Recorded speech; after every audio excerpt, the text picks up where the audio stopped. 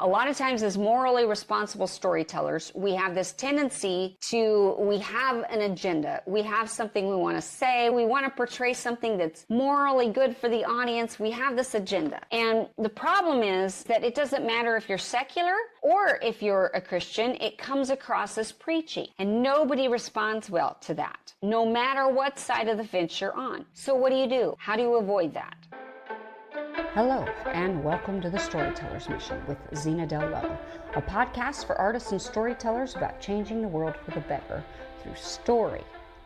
I want to give you a trick here that is also the primary trick that you're going to use to do good setups and payoffs. And it's the primary trick that you use to make sure that your characters or your plot or your story never becomes preachy. And this is going to be exactly what you're going to use to try to figure out your story structure. Because here's the thing, it also works in terms of story structure. When you get lost, this is your trick. You have your character discover. Now, I know that sounds weird and maybe even extra simplistic, but let me break that down for you. What happens in novels a lot of times is that the character will go off somewhere, they'll pontificate, they'll think, they'll ruminate over things, and then they'll come back and they'll tell the audience what they've learned, how they've synthesized the information, what it means, and how they've applied it. And a lot of times, that's the stuff that ends up feeling very preachy. We don't want to be told after the fact. We want to see the character wrestling in the midst of it. We want to see them discovering those truths as they go. We want to see them overreacting to people because their angst is coming out sideways. We want to see them messing it up. We do not want to see them on a porch rocking back and forth and just thinking and telling the audience what they're thinking about. You can do that in a novel. You can never do that, by the way, in a screenplay. But you can do that in a novel, but even though you can, it doesn't mean that you should. So the antidote to that is to have the character discover. This is also when you have something really profound or poignant. It's a very powerful and important subject matter to cover. But the danger of it is to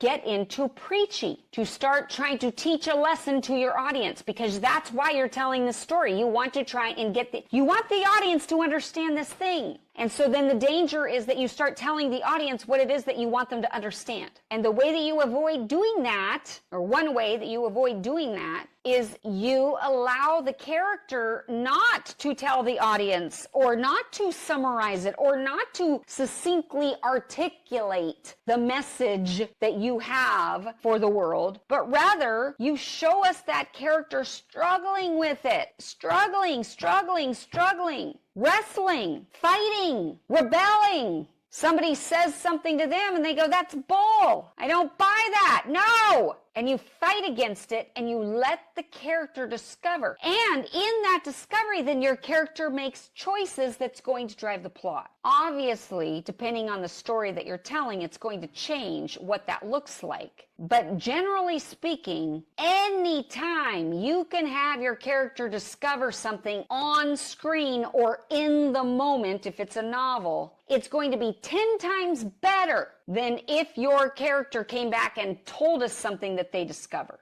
You want to have the dramatic stuff happen on stage, not off stage, not off screen. If somebody, once in a while, that could be a technique you rely on. Somebody, they were at a party, somebody took out a gun and shot, and the next thing you know, we see the characters running on stage. We haven't seen any of that. That's the backstory. And now the characters run on because they're running away from the shooter or whatever. I mean, you can do that if it's really well done. But generally speaking, that means we're going to go back and see that unfold either in your novel or your screenplay or even a play. All that technique does is delay when it's shown. Or that's all the technique should do. But a lot of times what I see is people using that technique, but then they never have the moment that we see it happening or unfolding. All these dramatic things happen off screen. You don't want the dramatic things to happen off screen or off story. Everything dramatic, we should get to see it as it's unfolding.